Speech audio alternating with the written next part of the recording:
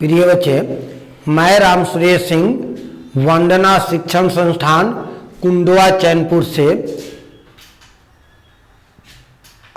आप सभी 10वीं वर्ग के बच्चों के लिए आज साइंस पेपर लेकर उपस्थित हूँ। साइंस पेपर में भी आज 2022 के बोर्ड परीक्षा के लिए VVI ऑब्जेक्टिव लेकर आपके समक्ष उपस्थित हूँ। प्यारे बच्चे, आप इसे याद करेंगे। याद करने के बाद यह CD भी बरकरार रहेगा और आप भी परीक्षा देकर जब बोर्ड के आएंगे तो मिलाएंगे कि आज की पढ़ाई में आपको कितने ऑब्जेक्टिव टच किया, कितने ऑब्जेक्टिव उसमें आया, और उसके बाद में आपको ये होगा कि ऑनलाइन पढ़ाई से हमें लाभ हुआ या नहीं हुआ। तो प्यारे बच्चे, मैं आज साइंस पेपर एक ही पेपर परीक्षा बोर्ड में होती है जिसमें 80 गो ऑब्जेक्टिव रहता है, जिसमें से 40 गो ऑब्जेक्टिव का जवाब हमें देना पड़ता है और 40 में ही जो OMR पर अंकित रहता है, रंगा रहता है, कंप्यूटर द्वारा उसको सही किया जाता है।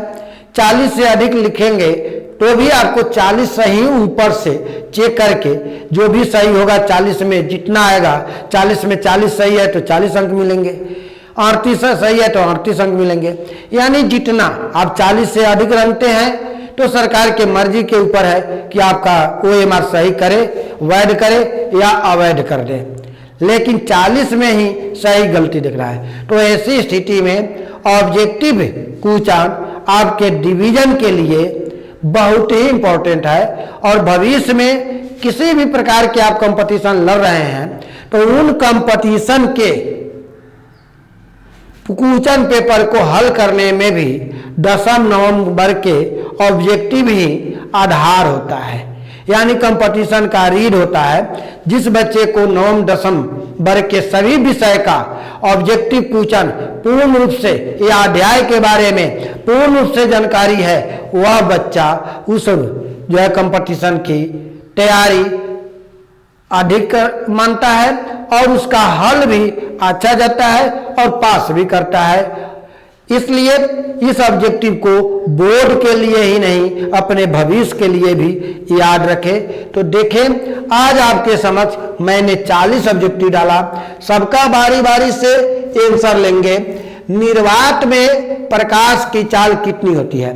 निर्वात में प्रकाश की चाल कितनी होती है? तो प्यारे बच्चे, कभी कभी मीटर में पूछता है, कभी कभी किलोमीटर में पूछता है। तो मीटर में पूछेगा तो 3 गुने 10⁸ मीटर प्रति सेकेंड हो जाएगा, या किलोमीटर में पूछेगा 3 गुने 10⁵ किलोमीटर प्रति सेकेंड हो जाएगा।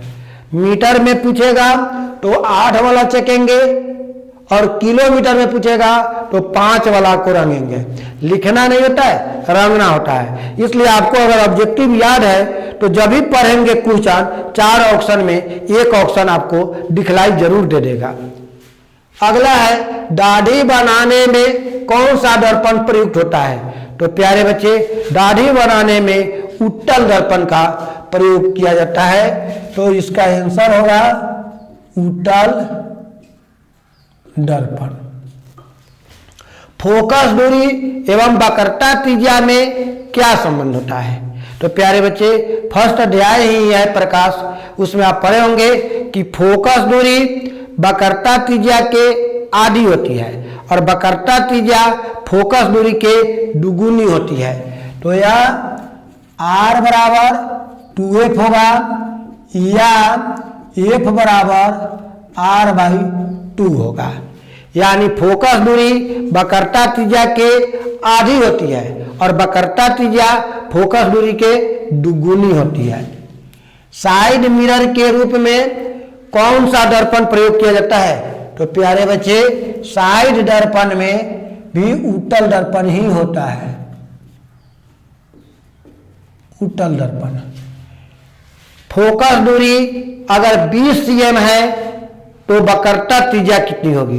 तो प्यारे बच्चे, यहाँ पर देख रहे हैं कि फोकस दूरी दिया है, वक्रता त्रिज्या निकालना है, तो वक्रता त्रिज्या बराबर हो जाएगा 2 गुने एफ का मान 20 बराबर 40 सेंटीमीटर। यही आंसर हो जाएगा। स्नेल का नियम क्या है? तो प्यारे बच्चे, अपवर्तन के 2 नियम होते हैं। आप पढ़े होंगे, अपवर्तन के 2 नियम होते हैं। पहला नियम होता है कि आपतित किरण, अपवर्तित किरण और आपतन बिंदु पर डाली गई अभिलंब तीनों एक ही तल में होता है, एक ही बिंदु पर होता है।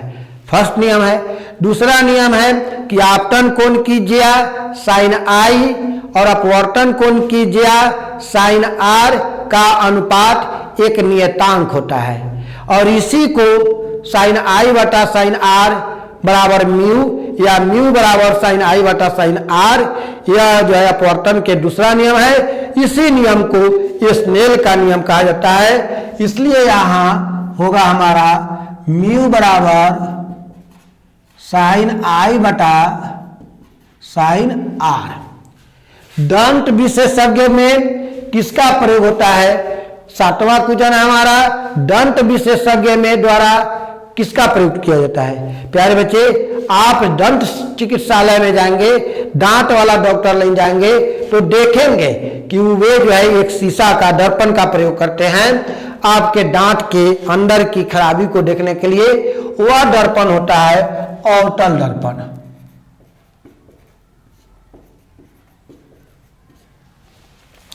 एक कूलाम बराबर क्या होता है? प्यारे बच्चे, अगला क्वेश्चन है हमारा, एक कूलाम बराबर क्या होता है? तो एक कूलाम बराबर होता है 1.6 गुने 10 पर पावर 19 सी।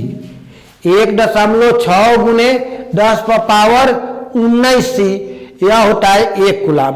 कहता है अगला कि फ्यूज कार्य करता है। प्यारे बच्चे, विद्युतीय परिपथ जहां होती है वह फ्यूज तार लगा रहता है। फ्यूज तार जब उसमें धारा अधिक आता है, विद्युतीय धारा अधिक आता है, तो फ्यूज तार गल जाता है और से सभी विद्युतीय उपकरण हमारा सुरक्षित रहता है। तो यह होता है किस सिद्धांत पर काम करेगा? तो ऊष्मीय सिद्धांत पर। यह होगा ऊष्मीय सिद्धांत पर। लघु पठन यानी शॉर्ट सर्किट में क्या होता है? लघु पठन या शॉर्ट सर्किट में प्यारे बच्चे, धारा का मान इतना बढ़ जाता है कि वह जो है तार आपस में ही गल जाता है। तो यहां होगा लघु पठन, शॉर्ट सर्किट में विद्युत धारा बढ़ जाता है। विद्युत धारा बढ़ जाता है, बढ़ जाता है। अगला है ग्लोबल वार्मिंग के उत्तरदायी कौन है? ग्लोबल वार्मिंग के उत्तरदायी प्यारे बच्चे कार्बन डाइऑक्साइड होता है, जिसको हम लोग CO2 कहते हैं। इसका आंसर होगा CO2। अपसारी लेंस क्या कहलाता है? प्यारे बच्चे, अपसारी लेंस क्या कहलाता है? तो आपको मालूम होगा कि उत्तल लेंस को अभिसारी लेंस कहते हैं और अवतल लेंस को अपसारी लेंस कहते हैं। तो यहां पूछ रहा है अपसारी लेंस कौन कहलाता है? तो अवतल दर्पण होगा। लेंस कह रहा है तो अवतल लेंस होगा। अगर अभिसारी कहता तो उत्तल हो जाता है। इसका आंसर होगा अवतल लेंस। पुतली के साइज नियंत्रित कौन करता है? पुतली के साइज को नियंत्रित कौन करता है? प्रकाश का नियंत्रण कौन करता है? तो आप जान ले, रेटिना करता है। इसका आंसर होगा रेटिना। भारत में उत्पादित प्रत्यावर्ती धारा कितना होता है? तो प्यारे बच्चे, भारत में उत्पादित प्रत्यावर्ती धारा 50 हर्ट्ज होता है। हर्ट्ज को एचजेड से सूचित करते हैं, इसलिए इसका आंसर होगा 50 हर्ट्ज एचजेड। घरेलू परिपथ में उदासीन तार कैसा होता है? प्यारे बच्चे, आपके घर में अगर विद्युतीय परिपथ है, वायरिंग किया हुआ है विद्युतीय तार का, तो देखेंगे उसमें दो रंग का तार होता है, एक होता है लाल और एक होता है काला।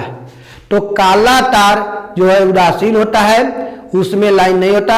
लाल तार जो है उसमें गर्म तार होता है, उसमें लाइन होता है। तो यह होता है काला।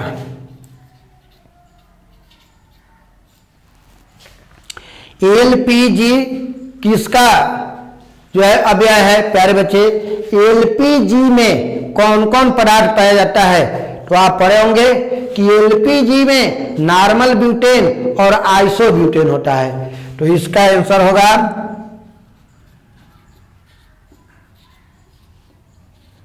नॉर्मल ब्यूटेन,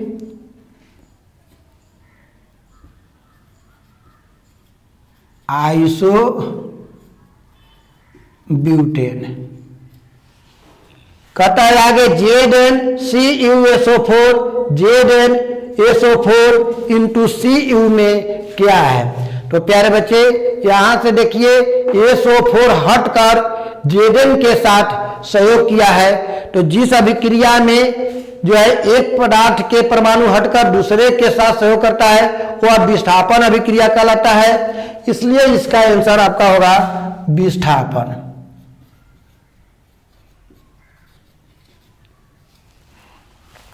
अगला है श्वसन क्रिया क्या है? तो प्यारे बच्चे क्रिया पहला अध्याय में ही हम लोग को पढ़ना है रासायनिक अभिक्रिया। तो श्वसन क्रिया को ऊष्माक्षेपी अभिक्रिया कहते हैं, क्योंकि ऊष्माक्षेपी अभिक्रिया उस अभिक्रिया को कहा जाता है जिसमें ऊष्मा बनती है, ऊष्मा निकलती है। तो चूंकि श्वसन क्रिया में ऊष्मा का निर्माण होता है इसलिए इसको ऊष्माक्षेपी अभिक्रिया कहेंगे।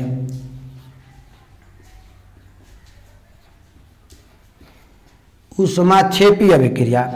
संगमरमर का सूत्र क्या होता है? संगमरमर का सूत्र प्यारे बच्चे यहां पर संगमरमर का अणुसूत्र होगा CaCO3।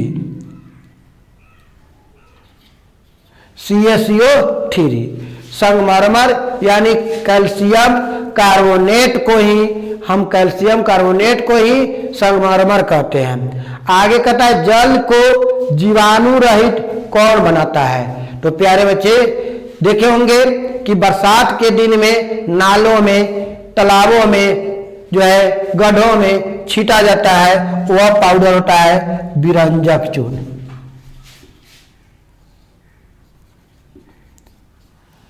अगला क्वेश्चन है प्यारे बच्चे मिल्क ऑफ मैग्नेशिया क्या है?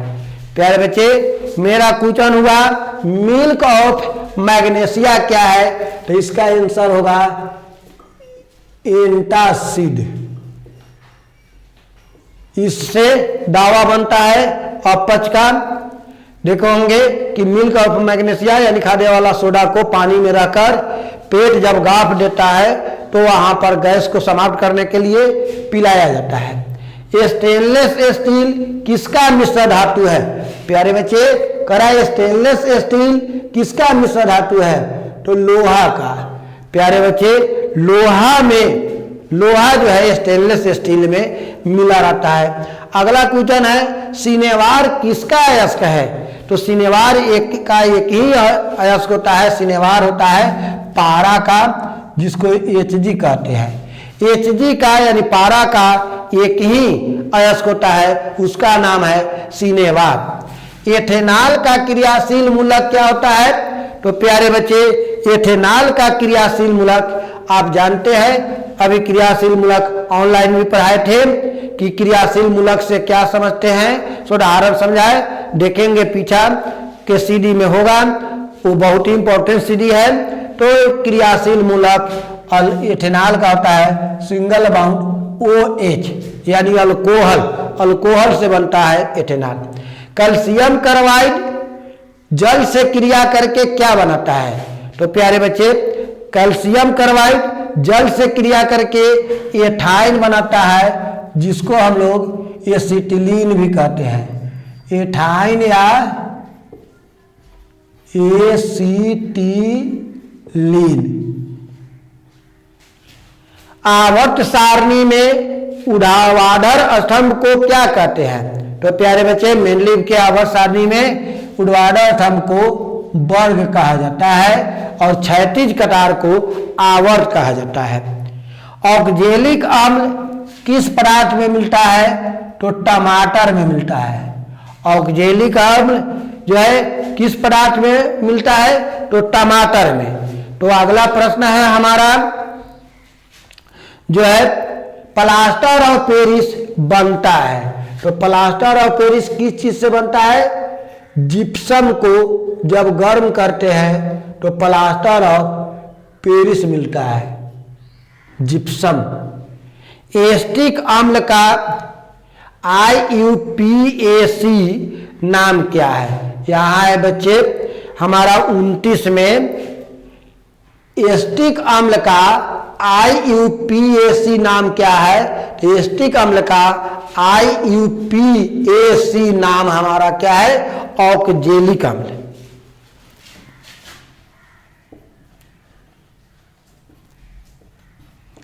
ऑक्जेलिक अम्ल। मस्तिष्क उत्तरदायी होता है। तो मस्तिष्क उत्तरदायी बहुत कार्य के लिए होता है, सोचने के लिए, समझने के लिए और शरीर के संतुलन के लिए। ये तीनों ऑप्शन में रहेगा तो अंतिम ऑप्शन रहेगा इसका सभी। तो सभी इसका आ जाएगा, यानी सोचने, समझने, शरीर, संतुलन, यानी इसका ऑप्शन आएगा सभी। आप क्वेश्चन बैंक में देखेंगे ऑप्शन सभी होगा। ECG क्या है? तो ECG इलेक्ट्रोकार्डियोग्राफ होता है, इसको पढ़ा जाता है इलेक्ट्रोकार्डियोग्राफ।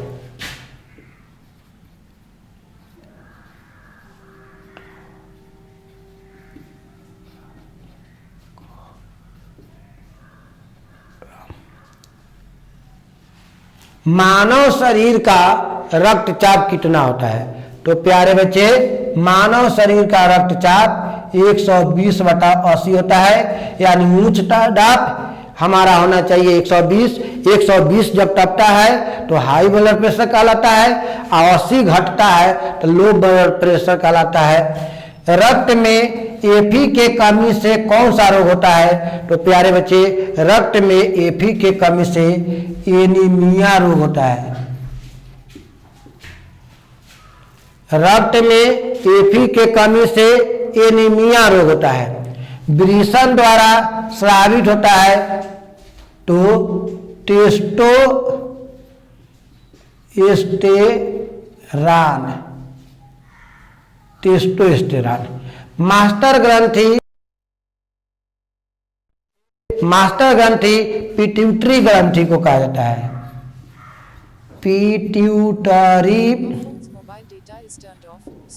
ग्रंथि को कहा जाता है। AIDS यानी एड्स कैसा रोग है? तो एड ऐसा है संचारित रोग, यानी पाटने वाला रोग। और टाइफाइड है असंचारित रोग, यानी यह संपर्क में रहने से नहीं पटता।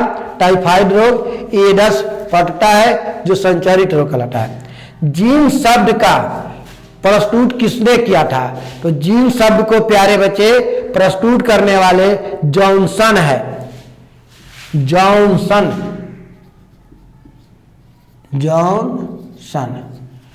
विकासवाद का प्रतिपादक कौन है? तो प्यारे बच्चे विकासवाद का प्रतिपादक डार्विन थे। विकासवाद के प्रतिपादक कौन है? डार्विन। ओजोन परत का क्षय कौन करता है? तो CFC या FC, दोनों में से कोई आप लिख सकते हैं। तो प्यारे बच्चे इस तरह से मैंने आपको 2022 के लिए साइंस पेपर का 10वीं वर्ग के लिए VVI यानी बहुत ही इंपॉर्टेंट क्वेश्चन ऑब्जेक्टिव पढ़ाया और इसे आप याद करेंगे। बोर्ड के परीक्षा में 100% यह लड़ने की दावा है क्योंकि यह VVI क्वेश्चन ही है। जय हिंद।